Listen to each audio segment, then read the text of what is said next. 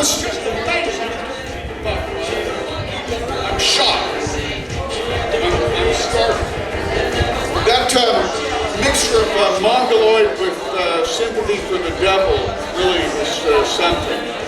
Last month I heard another band mix sympathy for the devil with lovely Rita Meter-May. They matched perfectly. I have to use the pulpit and these notes here because last year I came up here and really ranted my ass off right off the top of my head. But that was because, to tell the truth, I just finished having dinner with Jerry Casale and I was really drunk. Today, I'm going to keep it short because I'm feeling a little wambly. I ate something bad last night or this morning, and if I get too excited, I'm afraid I might have an accident. Although I guess that would be in keeping with the theme. For friends, as Michael Pilmer has said over and over again, what happens at DEVOtional 2008 stays at DEVOtional 2008. But this time I actually put some thought into a little sermon, you might say, about the graying of Devo. Because I saw them when they played here recently, and I've been seeing these videos, and those guys are older than me. But look around you at your neighbors in the crowd here. There are mutants, beautiful mutants of all ages, from 6 to 60. Well, although I may in fact be the oldest one in here, I'm not sure. But then remember that kid last year that got up during the Spud Boys and sang "Rocket in My Pocket"?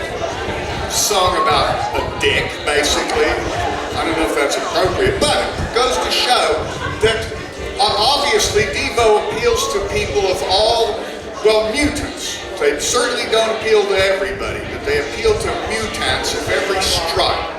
And, somebody told me that Jerry Casale is the oldest one and he just turned 60. And I think it was Michael told me that. And Mark Mothersbaugh is 57, which kind of shocked me because he's only 2 years older than me now. And I'm wondering why he always acted like Mr. Mature all the time whenever I was dealing with him. But friends, it's just, the fact that they're still performing is something. They play just as fast as they used to, although I noticed they only move half as fast. But still, that's a lot better than many, many younger bands that are around now. I'm 55, and by the way, I became a grandfather for the first time last week. 1 week ago. My daughter whelped a litter of one little Stang Model 3, Generation Model 3, I guess you could call it. That daughter, by the way, coined the term butants when she was about 9 or 10. And my kids were both into Devo. They didn't like everything I played. They hated Hendrix and they hated the Ramones, but they loved Devo. And I even took them to a concert in 1988. They didn't like it. Remember cigarette smoke, friends? That was why they didn't like it. Otherwise, they probably would have. But kids still love Devo. I had the misfortune recently of seeing Dev 2.0, which was really pretty horrifying. But the point is, friends, Devo is, they're not ageless. Only Bob 3 is ageless. But they are immortal. Devo cannot die. Because it's not just a band, it is, in fact, a philosophy. And for some people here, it's probably a religion. It certainly is for me. It's one of my religions. I certainly worship at the Temple of Devo, as they call it.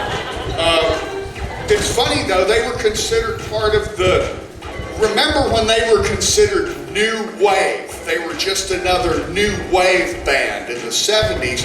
But they weren't really just another new wave band. They practically invented whole new trends in both music and art. Disco seems to have been some sort of accidental spill from their lab, you might say, and music videos. Although, you know, there were people doing musical things on film before that, but music videos as we know them, certainly Devo was the first ones I ever saw.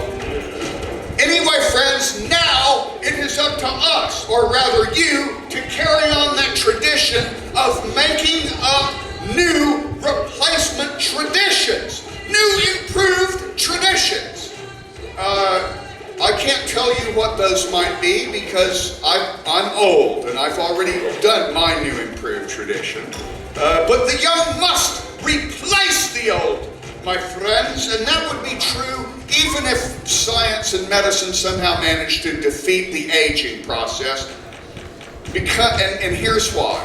Even if you could live forever, you really wouldn't want to, because the old can't bear to see the increasing stupidity of humanity. And that's another reason that Devo cannot die, because they are predicated on the fact of the world getting dumber. And that ain't gonna stop, judging by the newspaper and the TV and the radio and everything else. De-evolution is certainly real.